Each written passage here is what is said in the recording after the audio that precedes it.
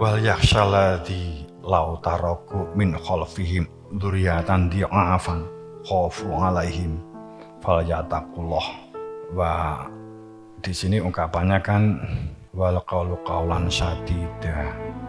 Hendaklah mengucapkan perkataan-perkataan qaulan sadida, perkataan yang baik dan benar. Mendidik anak itu, pengasuhan kepada anak itu memang butuh juga hati-hati, nggak sembrono begitu ya.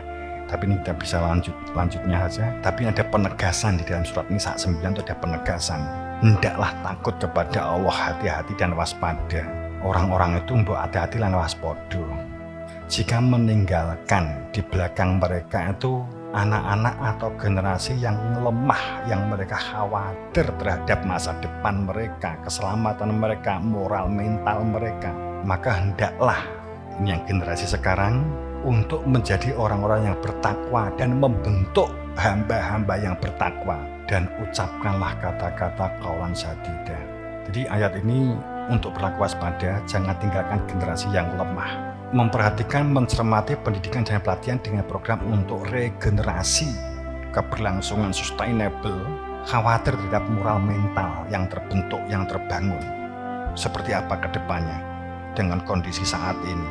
Khawatir terhadap pola pikir mereka, khawatir terhadap keselamatan mereka. Kita perlu khawatir. Kalau kamu mengatakan, aku kerja kanggo anakku, nek kanggo anakku sopo neh, kemudian dimanjakan, seperti banyak kejadian diseneni gurune, rodok diantem penghapus karo gurune, kemudian ngadu ke polisi kan begitu. Jadi ada itu kesalahan-kesalahan sistem karena ketidaktahuan orang tua. Ketidaktahuan orang tua.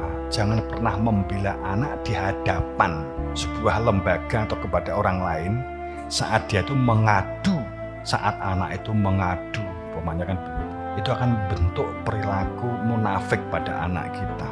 Jadi nek nesoni lembaga, nesoni pendidikan di mana anakmu sekolah, cross check kepada sekolah atau pendidikan formal atau orang lain, apalagi pendidikan formal.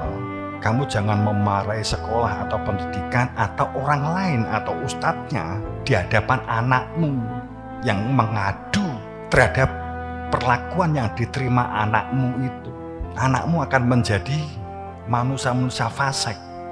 Jadi pada saat itu sikap yang dilakukan oleh ustadz atau orang lain gitu ya, asal itu tidak negatif gitu ya, dalam nuansa mendidik, ya dibenarkan dulu. Ini kan sering menjadi kesalahan orang tua. Aduan anak itu langsung diterima, ditelan mentah-mentah tanpa cross check. Kasihan moral dan mentalnya gitu. Ya pegel tapi empeten gitu. Mungkin ya pegel ta kowe, anakmu madul, kowe kadung percaya karo anak, akhirnya nesu. Iki lembaga opo iki? Ustadz sing kae. Dicek. Jangan menyimpulkan sesuatu sebelum cross check. Karena begini, membangun sistem pengadilan dengan pengasuhan melalui pendidikan dan pelatihan memang tidak bisa sepihak, namun harus komprehensif yang berupa pengasuhan keluarga, pengasuhan formal, dan pengasuhan lingkungan. Kamu nggak bisa menyerahkan pembentukan kepribadian anakmu di sekolah yang jam 1 atau jam 2 pulang, mungkin banyak di rumahnya.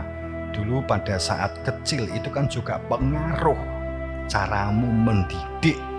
Pada saat dia masih balita sampai balik, itu dasar pijakan mental yang terbentuk pada anakmu.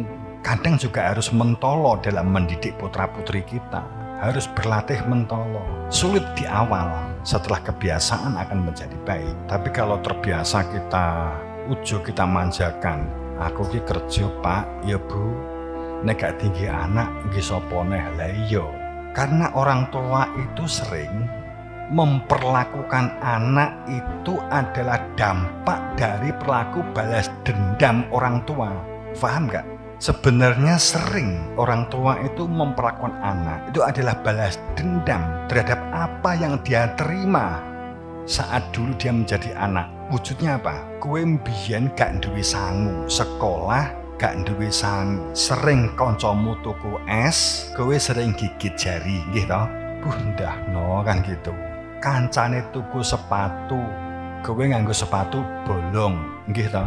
kancane seragame dadi, seragamu suwek ngono. Akhire setelah kowe duwe anak dan ndelalah ekonomi niki ya lumayan, mungkin mapan, akhire mbiyen aku gak iso tuku es krim, aku mbiyen ora iso tuku sepatu, saiki anakku ya ora apa-apa tak ujo. Es krim nek perlu tak pabrike tak tuku. Wis kono le, ke es krim ke entek ne le. Mbok es krime entek, mergo ora trimo sak kulkas, sak pabrik. Akhirnya kena kolesterol, akhirnya mumet diwi, pusing diwi wong tuane gitu. Kadang kita juga memerlukan rodok mentolo.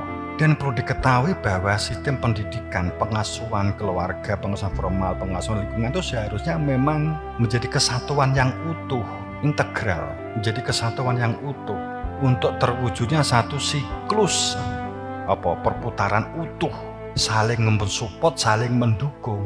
Keluarga dididik dengan disiplin banget, tapi kemudian sekolah itu ranek disipline, lingkungane barji barbeh, coba gudel ada. Pada saat ini akan terbentuk karakter atau kepribadian yang rusak, kepribadian yang munafik, yang fasik. Anda disiplin, tapi di sekolah tidak, atau sebaliknya sekolah disiplin Anda tidak, maka anakmu akan banyak berbohong di hadapan kamu. ABS, asal wong tua seneng. Anakku ki apik banget, akhlaknya apik banget loh. Nggak mungkin ini kalau bolak-balik dompetku ki entek lo duit sapa ya njiko ya. Paling anakmu ora iso kan gitu. Anakku ndek pondok apik kok. Ya di depan mungkin bisa jadi seperti itu. Jadi akibat bagaimana cara kita mendidik. Tapi sinergi antara pengasuhan keluarga formal dan lingkungan itu sangat saling mempengaruhi. Itu saling mempengaruhi, saling dukung. Jadi yang saya berharap, dan anak-anak juga sama seperti itu. Nanti ini walaupun berbicara kepada orang tua, tapi juga menjadi pengetahuan, wawasan bagi anak-anak. Nek kowe nesu saling tukaran bojomu, kowe tukaran karo nyonyamu kowe nukari kakungmu, cakar-cakaran, yo aja ning ngarepe anakmu diempet dhisik. Le, kene iki le tuku es krim le, omahe pomone iki Malang. Ini le tuku es krim le, teng pundi mak? Di Surabaya. Wis mesti petang jam luwih minggu. Wis kowe tukaran terserah. Aja tukaran ning ngarepe bocah, ning ngarepe putra. Mesake don. Kenapa don? Dia akan memihak kepada ibu atau memihak kepada bapak nih.